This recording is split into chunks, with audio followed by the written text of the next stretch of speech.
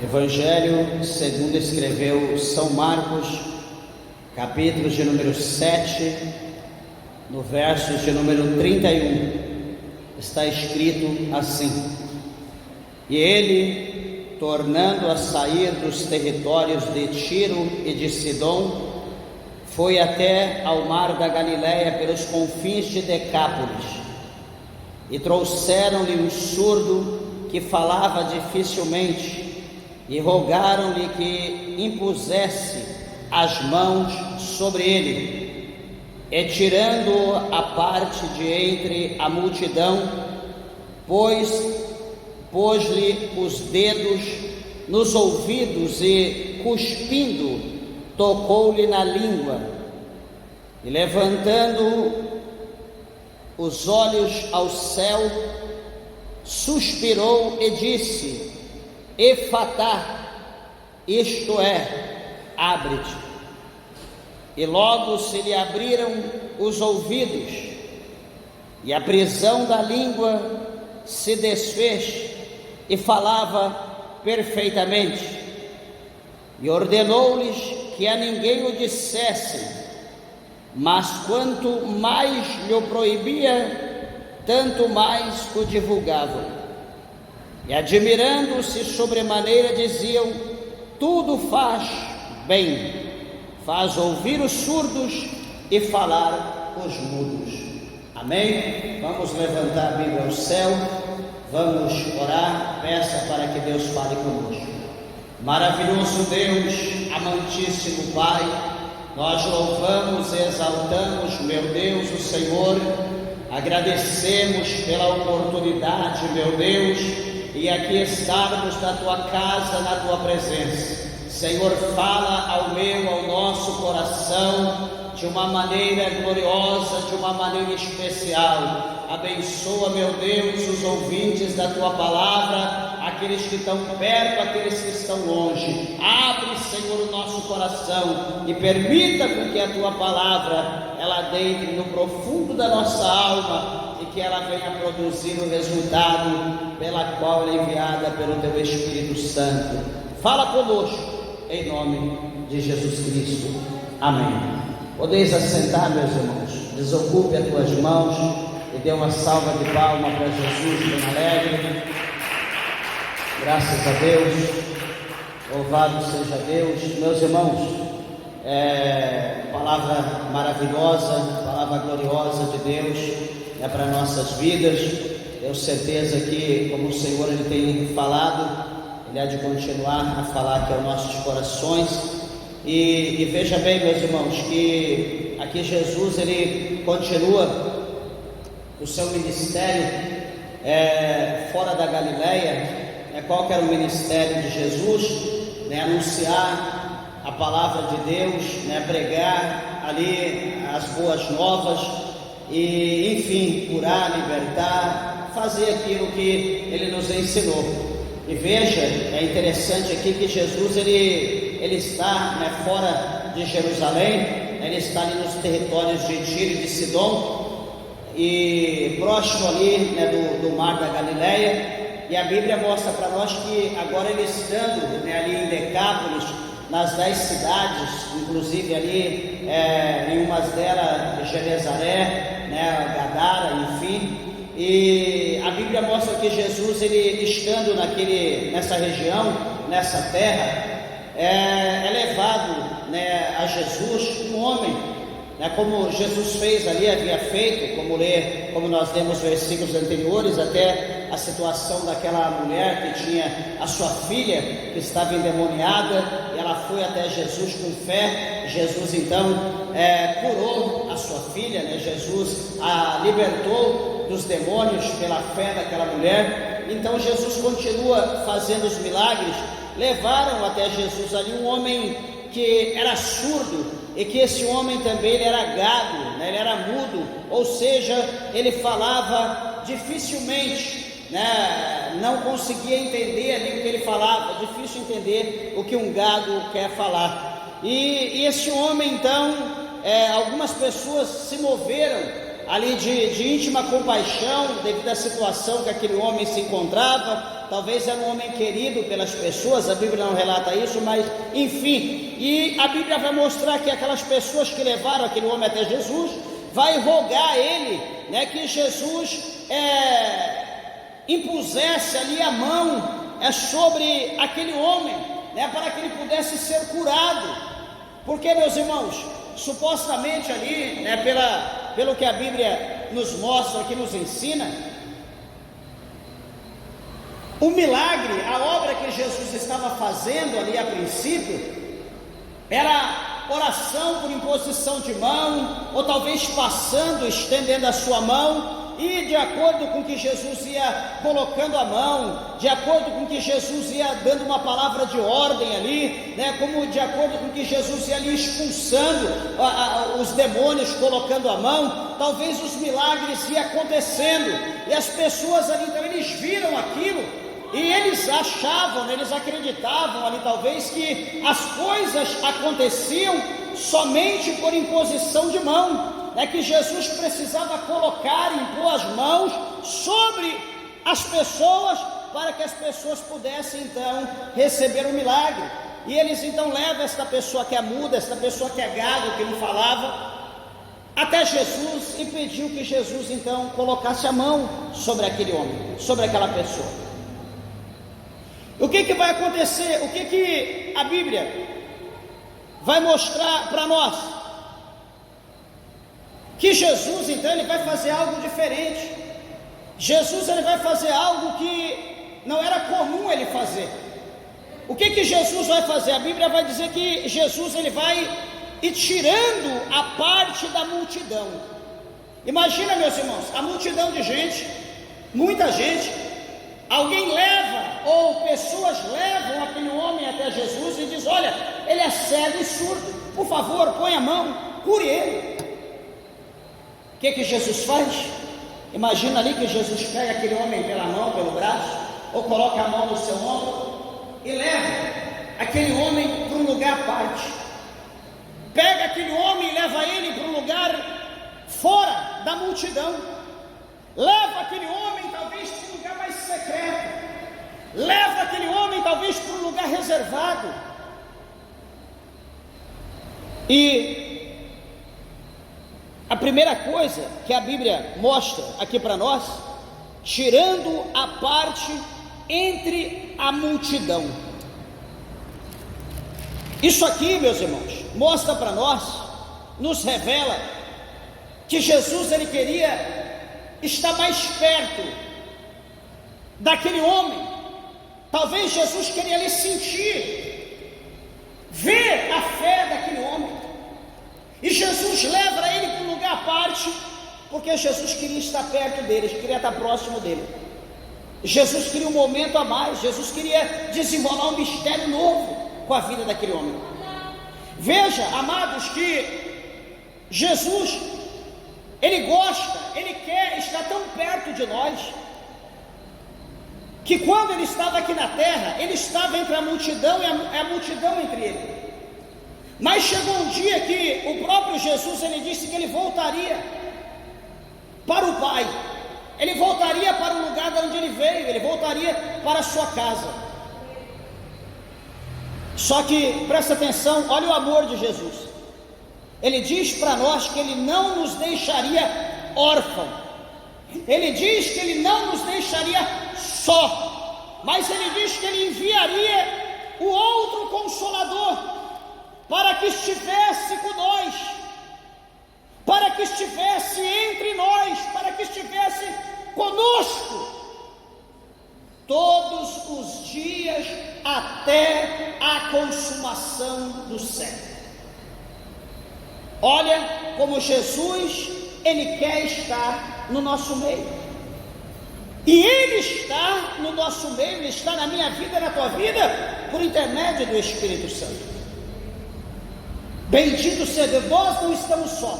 Por mais que você, irmã, irmão, por mais que você ouvinte, possa achar, eu estou só, eu estou sozinho, ninguém está comigo, ninguém me ampara, ninguém cuida de mim, eu quero dizer, você não está só. Jesus está contigo por intermédio do Espírito Santo. Jesus, ele não nos desampara. Então veja que o primeiro ponto, uma da atitude que Jesus ele toma agora, é levar esse homem à parte. Jesus quer ficar com ele só. Só que, meus irmãos, interessante é que a Bíblia vai mostrar a sequência no mesmo versículo de número 33. A Bíblia vai mostrar para nós que Jesus pôs-lhe os dedos nos seus ouvidos e lhe tocou a língua com saliva. À parte, sozinho com ele, Jesus coloca os dedos nos seus ouvidos, como um gesto que estivesse desentupindo algo nos seus ouvidos. E ele continua, a Bíblia continua dizendo que tocou a língua com saliva. Veja o verso 33b. E analisamos, meus irmãos, que Jesus ele fez esse gesto meio que íntimo para mostrar o amor, para mostrar a comunhão mesmo para com o homem que era desprezível devido ao problema que ele tinha, um homem que era desprezado, um homem que era condenado pela religião da época, pela lei. Então Jesus vai mostrar um gesto de amor. É o que está aqui no 33 que nós estamos lendo. Pôs-lhe os dedos nos ouvidos e cuspindo tocou-lhe a língua. Porque, veja bem, Jesus foi direto no foco. Jesus foi direto onde estava o problema. Qual que era o problema desse homem? O versículo 32 mostra para nós que ele era surdo e ele era gago, ele era mudo. Então, aonde Jesus coloca o dedo? Nos ouvidos. Aonde Jesus toca? Na língua, com saliva. Alguém pode achar, falar, pastor, mas isso é estranho. Meus irmãos, estranho é para nós que não entendemos da matéria a qual nós somos feitos. Nós somos feitos do pó, e Jesus ele sabe o que é necessário para curar as nossas enfermidades. Jesus ele conhece a matéria, Jesus ele conhece todo o remédio. Imagino eu que se nós tivéssemos fé, nós não cairíamos na mão da medicina, nós não cairíamos na mão da química, nós não pioraríamos mais o problema, as enfermidades, as doenças que está sobre a nossa carne, mas nós não entendemos. Deixa eu mostrar mais uma coisa para você, que é impressionante, né? Ele toca no ouvido, ele toca na língua. Lá no capítulo 9 do Evangelho segundo escreveu João, a palavra do Senhor mostra para nós que havia um homem, que esse homem ele era diferente. Esse homem ele ouvia, esse homem ele enxergava, ou melhor, esse homem ele ouvia e esse homem falava. Só que o problema dele é que ele era cego, ele não enxergava. Os discípulos de Jesus, vendo aquele homem, pergunta a Jesus dizendo, mestre, quem pecou, esse ou aquele, esse ou seus pais, para que ele pudesse estar vivendo dessa maneira, para que ele pudesse estar pagando o preço com essa enfermidade? Jesus vai olhar para ele e vai dizer, para os discípulos, vai dizer, não, nem ele, nem o seu pai, nem os seus pais pecaram, mas essa situação é para que o nome de Deus seja glorificado. Então a Bíblia, veja bem, a Bíblia vai mostrar para nós algo interessante, que Jesus conhece da matéria a qual nós somos feitos. Jesus cospe no chão, a Bíblia diz que Jesus faz um lodo, e Jesus então pega aquele lodo, aquele barro que ele fez com o cuspe, para muito é nojento, mas é o que nós somos, pó, barro. Jesus pega aquilo, passa a mão, e o que Jesus faz? Jesus vai untar. Sabe quando você vai untar uma forma de bolo, de torta, enfim, alguma coisa, que você passa ali uma manteiga, passa ali um creme, para depois colocar o conteúdo? Jesus, ele vai untar o olho, ou os olhos daquele homem cego. Jesus passa ali aquele barro, aquele lodo, sobre o olho direito, sobre o olho esquerdo. Jesus passa ali de uma forma, bem uniforme, e Jesus então diz para aquele homem, bem assim: vai até o tanque de Siloé, que quer dizer o enviado. Vai até lá, e você lava os seus olhos, e você vai ver. Meus irmãos, Jesus, ele tem multiformas para trabalhar. Jesus, ele conhece o problema de cada um de nós. Por isso que às vezes alguém está com um problema e diz: espera aí, Deus agiu na vida do fulano dessa maneira, Deus vai agir na minha vida. Meus irmãos, presta atenção, o problema, a situação de cada um é individual. A tua forma é diferente da forma do outro. Deus agiu na vida dele de uma maneira, Deus vai agir na tua vida de outra forma. Não baseie a tua vida pela vida do teu irmão, pela vida da tua irmã. Tudo bem, Guilherme? Então, preste atenção. Não baseie a tua vida pela vida das pessoas. Não siga, não faça aquilo que as pessoas estão fazendo, porque estão procurando um meio, uma forma. Não, fulano agiu dessa maneira, deu certo, eu também vou agir. Meus irmãos, a nossa esperança precisa continuar sendo em Jesus Cristo. Nós precisamos continuar esperando nele, porque ele é o Senhor que conhece a necessidade individual, a necessidade de cada um de nós. Então, o que Jesus faz no capítulo 9? Ele unta os olhos daquele cego e manda ele no tanque lavar. Jesus poderia ter feito alguma coisa? Poderia. Só que talvez ali onde Jesus estava não havia o outro componente necessário. Veja que Jesus, ele precisou cuspir no chão para fazer o barro, o lodo para passar, para untar o olho. Jesus precisava mais do que, meus irmãos, ali? Jesus precisava de água. Talvez ali aonde Jesus estava não tinha água. Talvez alguém não tinha uma botija de água, talvez alguém não tinha uma bacia com água. Era necessário, mas não tinha. Jesus poderia prover a água, poderia, mas Jesus queria ver a fé daquele homem.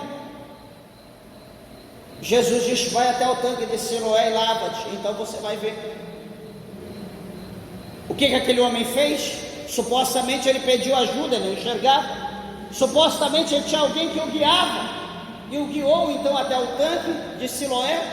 E naquele tanque então ele lavou, e no momento que ele lavou, ele enxergou. Ele viu. Jesus operou, juntou a terra, o barro e a água, e aquele homem enxergou, a sua enfermidade foi lavada. Veja em contrapartida aquele filho de Timeu, aquele cego conhecido como filho de Timeu. Ele também era cego, só que esse cego, ele agiu de uma forma diferente. Esse, do capítulo 9 de João, que foi untado, a Bíblia não mostra ele clamando, a Bíblia não mostra nem uma atitude de fé dele, a Bíblia não mostra ele fazendo nada de maneira, a Bíblia não mostra ele fazendo alguma coisa de maneira que Jesus passa e olha e diz: homem, grande é a tua fé. Jesus não vê isso nesse homem, ele está ali quieto, talvez está ali batendo uma latinha, um pano, alguma coisa, talvez ele está pedindo: por favor, me ajude. Mas o filho de Timeu, ele gritava, ele começou sussurrando, daqui a pouco ele começou a gritar: Daqui a pouco ele começou a clamar, dizendo: Jesus, filho de Davi, tem misericórdia de mim. De maneira que Jesus, passando lá na estrada, no meio da multidão, Jesus o ouviu clamar. De maneira que Jesus para alguém, ou a maioria, por exemplo, os seus discípulos, olha para Jesus, vê Jesus parar, e Jesus atenta e ouve aquele homem como um clamor, como um louvor, clamando pelo seu nome, como um clamor de adoração, dizendo: filho de Davi, tem misericórdia de mim. Jesus vai ordenar que trouxessem aquele cego até ele.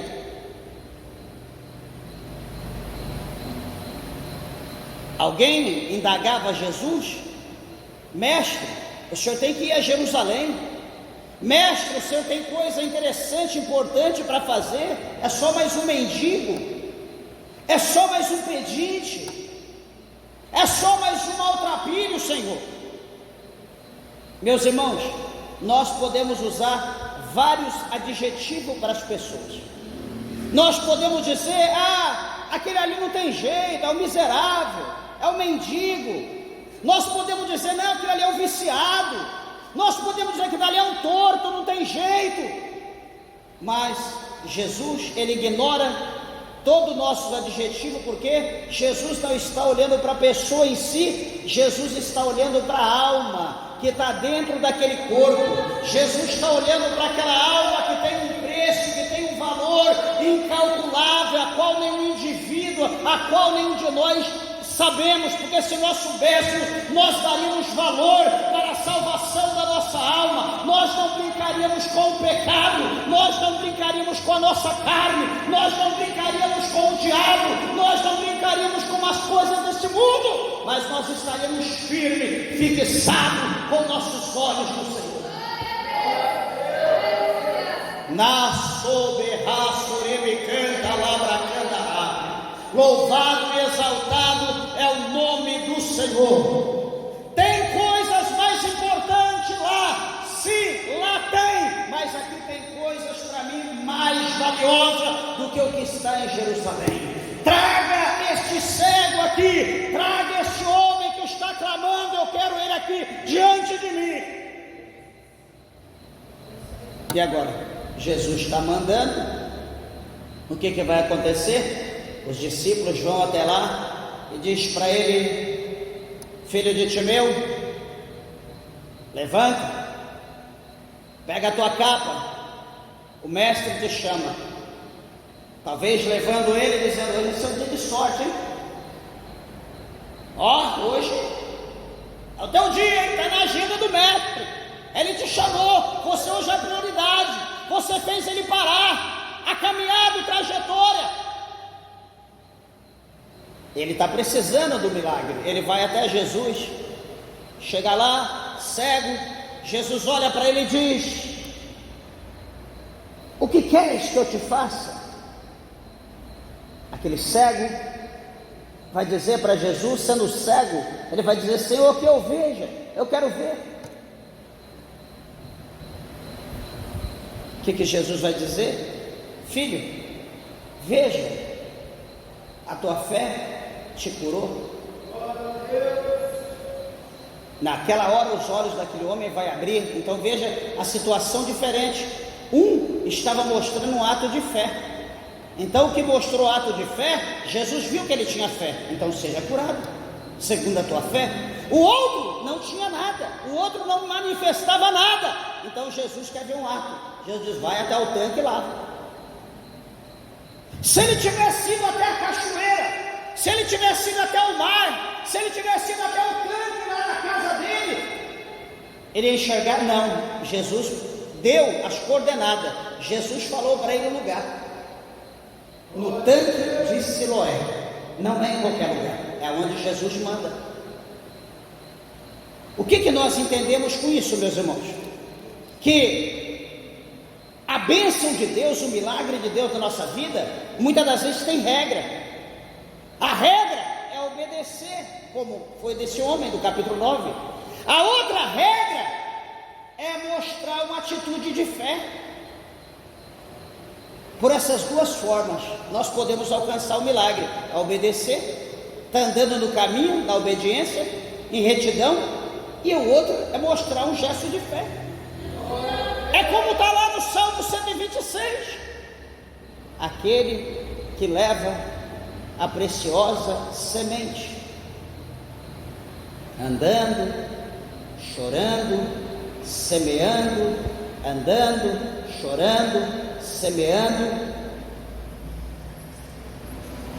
com ato de fé, ele vai até o fim, lançando a semente, derramando as suas lágrimas sobre cada cova, cada sepultura. Quando ele conclui, a Bíblia diz que ele vai voltar alegre, ele vai voltar feliz, ele vai voltar sorrindo, trazendo consigo os seus molhos, trazendo consigo a colheita, o resultado da sua fé. Ele vai ter em depósito, porque ele semeou. As coisas funcionam assim, mais ou menos. Voltando aqui, meus irmãos, esse capítulo de número 7 de Marcos, do 31 ao 37, onde o nosso tema está no verso 34. O versículo 34, primeiro a gente fala que Jesus tocou na língua, e depois então o 34, a parte A, levantando os olhos ao céu, erguendo os olhos ao céu. Para que Jesus fez isso? Isso é uma atitude, meus irmãos, para ensinar aquele homem a ter fé, e para que ele pudesse ver, lembrando que não era cego, era mudo e surdo. Então Jesus olha para o céu, para que ele pudesse ver que a bênção, o milagre, vinha do céu, vinha lá de cima, lá do alto. Não era de qualquer lugar, a bênção vinha do alto. Não é o que Jesus ele fez? Erguendo os olhos ao céu, para ensinar o homem a ter fé e ver que a bênção, ela vem de Deus. Quando nós olhamos para essa situação que Jesus olhou ao céu, nós podemos lembrar da ascensão de Jesus, lá no capítulo 1 de Atos dos Apóstolos, quando Jesus ele estava ali sobre aquele monte das oliveiras, e quando Jesus ele ascende ao céu, que Jesus está subindo ao céu, a Bíblia vai mostrar para nós que se coloca à direita, à esquerda de Jesus, dois varões, que é conhecido como dois anjos. Veja que Jesus está ascendendo ao céu, Jesus está subindo. Os dois varões, um é colocado à direita e o outro à esquerda. A multidão está embaixo, olhando, vendo Jesus ser ascendido, vê Jesus subindo ao céu. Aqueles anjos, não o próprio Cristo, mas os anjos, eles vão dizer àquele povo, dizer: varões, por que vocês estão assim? Tão impressionado, preocupado, olhando.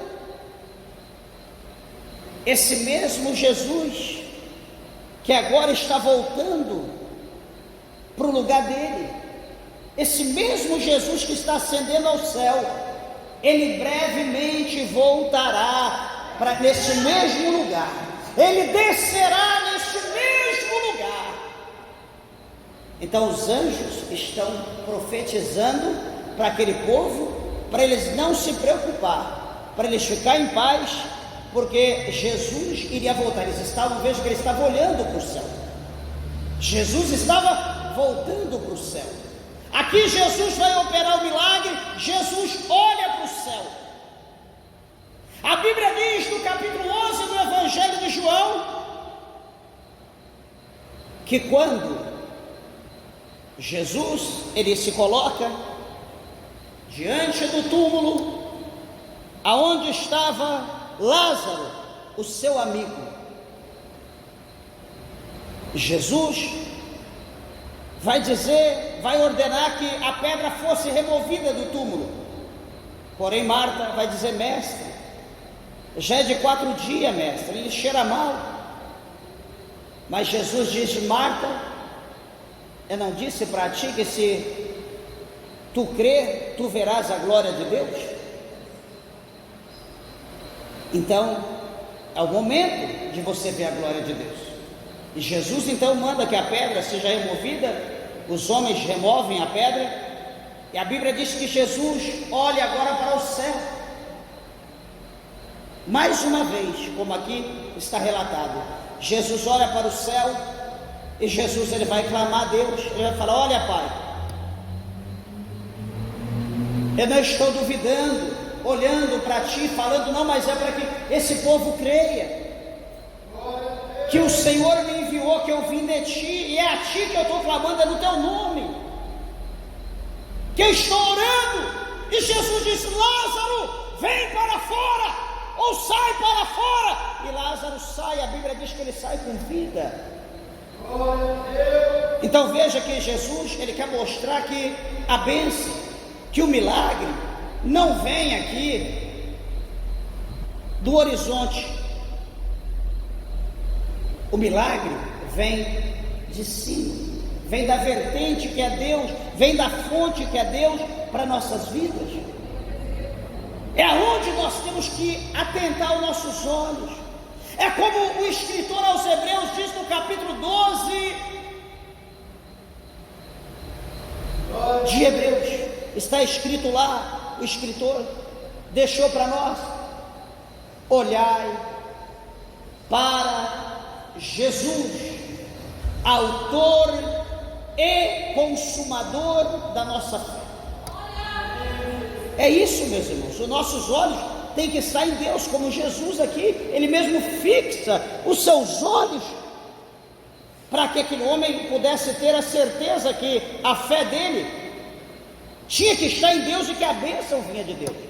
O segundo ponto, louvado seja o nome do Senhor, Jesus ele suspira, né? A parte 34b, né? Jesus ele suspirou, ele suspira.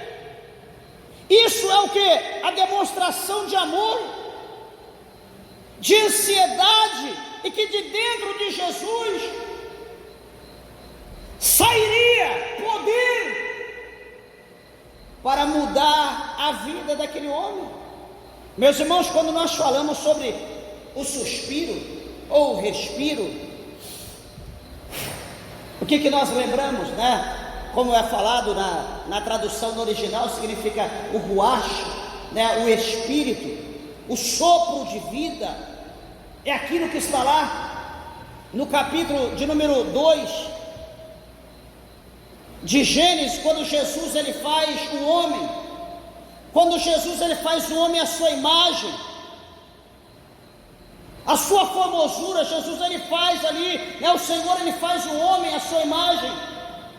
O homem está pronto, o homem está ali já, um boneco feito. Nós aqui na terra nós podemos fazer, né? Está aí cheio de ídolo, de imagem para tudo quanto é lado. Se nós fôssemos Jesus, se nós tivéssemos o poder, aonde nós fôssemos, tivesse ali uma imagem na parede, a imagem pulava de lá e saia correndo igual um nenenzinho. Tivesse aquela imagem igual está lá na entrada da cidade, ia levantar um Cristo grandão, sair andando, ia lá nos Estados Unidos, na imagem da liberdade, ia ser aquela imagem andando com aquela tocha de fogo na mão. Meu Senhor, mas nós não somos Deus, nós não temos poder para isso, mas o Senhor tem. Ele fez nós como um boneco de barro, como é feito os ídolos. E o que o Senhor fez? Depois de estar pronto, ele soprou o ruach, o espírito, o fôlego de vida, e o homem então se torna, né, no grego se fala o pneuma, né, que é o espírito, isso que nós temos, essa presença, e o homem se torna agora homem vivente, corpo vivente, ele se torna um ser vivo. Ele não é um boneco que pode cair e quebrar, ele se torna um ser vivo. Ele vai andar, ele vai caminhar, ele vai ter um intelecto, ele vai pensar, ele vai raciocinar, ele vai saber o que é certo e o que é errado. Ele vai saber que ele tem que adorar, porque há dentro dele algo que fica cobrando: você precisa adorar, você tem que adorar. Então ele vai optar se ele vai adorar Deus ou se ele vai adorar o diabo. Então o homem tem que ser adestrado, o homem tem que ser ensinado, o homem tem que ser instruído para fazer o que é certo, para poder aprender a adorar quem merece a adoração, que é Deus. Porque se o homem não foi instruído, se o homem não foi ensinado, ele vai adorar o diabo, como o mundo está adorando hoje, como adorou aí esse final de semana passado.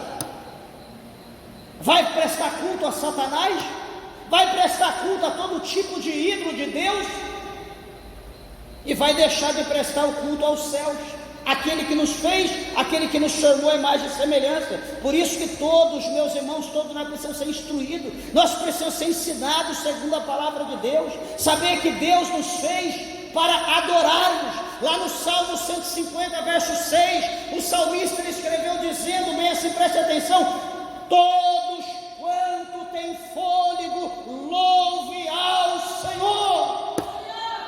Ele não está dizendo, olha, todos os artistas, todos os profissionais da música, adorem o meu nome. Ele está dizendo, todos quanto têm fôlego. Acorde 4 horas da manhã, 4h30, 5 horas, você vai ver que o céu está estrelado, e você vai ouvir pássaros já adorando a Deus. Você vai ouvir pássaros com aquela melodia, aquela coisa tão linda que durante o dia você não ouve o canto do pássaro como pela manhã, antes do sol nascer. Gratidão a Deus, adorando o Senhor, tudo que tem fôlego. O salmista diz que até as árvores adoram o Senhor, elas batem palmas a Deus, as águas adoram o Senhor, os montes adoram o Senhor. E nós adoramos o diabo, adoramos a nossa carne, adoramos as pessoas, ou quando vamos adorar Deus, é uma adoração meia boca que não passa do nosso nariz. Nós precisamos ser instruídos. A segunda forma do suspiro ou do respiro está lá no capítulo 37, no verso 9 de Ezequiel, bem preciso, quando a partir do verso 1 o Senhor coloca Ezequiel ao redor do vale e manda, leva ele em espírito para que ele veja aquele vale de ossos secos, ou sequíssimos, não secos, sequíssimos. E o Senhor pergunta a ele se havia possibilidade de viver aqueles ossos sequíssimos. E o profeta vai dizer: Senhor, ao Senhor tudo é possível, o Senhor sabe, eu não sei, mas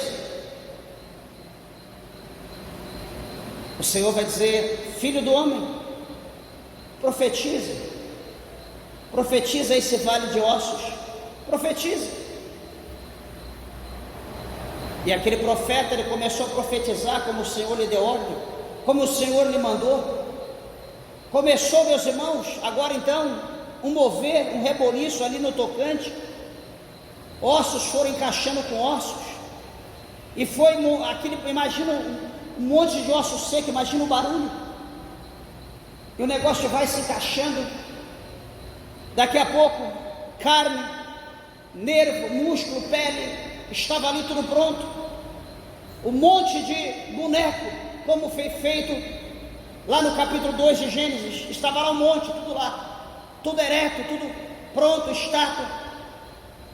E o Senhor Deus disse: agora sopra, profetiza aos 4 ventos, dos 4 cantos da terra, profetiza, ó Espírito.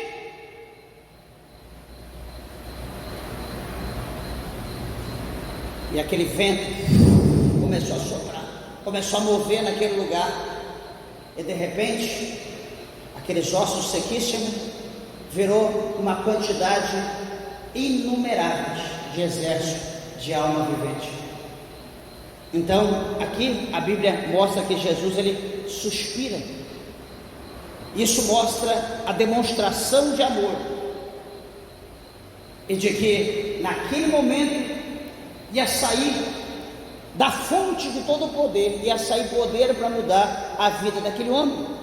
E quando Jesus, ele suspira, o verso 34, a parte C, Jesus, ele vai falar uma palavra em arameu ou aramaico, que só existe uma vez, só neste capítulo 7, no verso 34, na parte C, só existe aqui, em nenhuma outra parte da Bíblia, em nenhum outro lugar você vai achar a palavra chamada efata ou efatá, que essa palavra tem a definição a saber,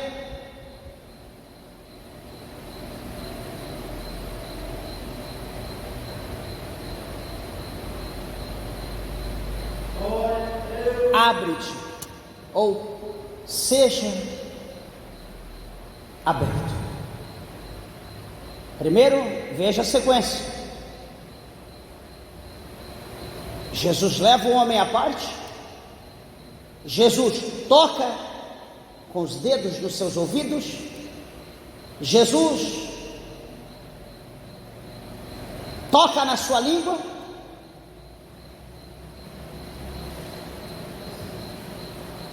tudo na sequência, tudo por parte. Jesus, então, diz a Bíblia que ele agora ergue os olhos ao céu, tudo gesto, vai suspirar, respirar fundo, e Jesus vai dizer efata, ou seja, abre-te. Tudo estava pronto, então agora é só abrir. Quando Jesus diz abre-te, automaticamente, meus irmãos, naquele exato momento, a Bíblia diz que abriram-se os ouvidos e a prisão da língua fora desfeita, e aquele homem então ele volta a falar, e aquele homem fala perfeitamente. Deixa eu lembrar uma coisa, que este abre-te, né, que é o significado, ele vem querer dizer que o abrir, dividindo ou separando, ou abrir completamente o que está fechado, ou por exemplo, o abrir dos olhos, ou abrir dos ouvidos, ou abrir a mente de alguém, ou seja, fazer com que entenda algo que ele não consiga entender. E também tem a forma de abrir a alma de alguém, ou seja, despertar nele a faculdade de compreensão ou o desejo de aprender. Isso aqui é muito interessante, porque isso tudo engloba, meus irmãos, a fé. Porque se não for a fé, nós não teremos esse desejo. Porque a palavra de Deus é assim: quanto mais você lê a palavra de Deus, quanto mais você se aproxima, quanto mais você lê, mais você tem vontade. É uma fonte insaciável. Não sei se com os irmãos é dessa maneira. Você começa a ler, quando você vai lendo, quando você vê, você fala: meu Deus, já passou tanto tempo, e você está ali e tem vontade de ler, porque uma coisa vai puxando a outra. Uma coisa vai puxando a outra. Então nós precisamos deste conceito, ou orar, pedir a Deus que Deus venha abrir a nossa mente, o nosso coração, os nossos olhos, para que a palavra de Deus ela possa entrar, ela possa ter um livre curso, um livre acesso na nossa vida. Interessante meus irmãos, que Jesus, ele fez tudo isso para ensinar aquele homem a ter fé, porque aquele homem, ele não falava, aquele homem, ele não ouvia o que Jesus estava falando, aquele homem só enxergava, ele poderia admirar. Só que detalhe, uma coisa nós temos que entender, que geralmente a pessoa que não ouve, ele tem dificuldade de falar. Às vezes pode ser que ele não é gago, ele não é mudo, mas se ele não ouve, ele não consegue falar, porque quando nós ouvimos, fica mais fácil para nós aprendermos as palavras. E quando nós aprendemos as palavras que nós ouvimos, nós vamos associando uma palavra com a outra e vamos montando frases. É onde nós conseguimos falar. Fulano é bonito, fulano é alto. A igreja é grande, a igreja é ampla. E a gente vai somando uma coisa com a outra e nós vamos montando frase. E assim nós vamos escrevendo. Agora, geralmente, quem não ouve, ele tem essa dificuldade, não consegue falar, por quê? Então esse mistério aqui dessa palavra, Jesus queria mostrar, Jesus estava mostrando que esse homem, ele precisava receber o milagre, mas a condição dele, a condição para ele receber, ele precisava exercitar a fé dele, ele precisava colocar a fé dele em prática, porque uma coisa é a gente ter fé, meus irmãos, uma coisa é não ter fé. Nós olhamos para aquele homem, eu já encerro, que tinha aquele filho que precisava que Jesus curasse ele, que Jesus o libertasse. Uma hora o espírito maligno lançava ele na água, outra hora no fogo. Quando Jesus vai fazer o milagre, quando Jesus vai operar na vida daquele homem ou daquela criança, ele vai clamar a Jesus com lágrimas e vai dizer: Senhor, ajuda a minha incredulidade. Os discípulos não conseguiram operar nada, não conseguiram libertar aquele jovem, porque aquele homem era um incrédulo. Mas ele vai falar, Senhor, chorando com lágrimas: ajuda, Senhor, na minha incredulidade. Mas, meus irmãos, com Jesus é diferente. Com Jesus é diferente. Jesus, ele é a fonte de toda a fé, de todo o poder. Nós somos limitados. Para Jesus operar por intermédio da nossa vida, tem que haver fé da minha parte e da parte da pessoa, ou da minha ou da pessoa, tem que haver fé. Só que ali o menino não havia fé, porque estava endemoniado, e o homem também não tinha fé. Mas como eu falei, Jesus é a fonte de todo o poder.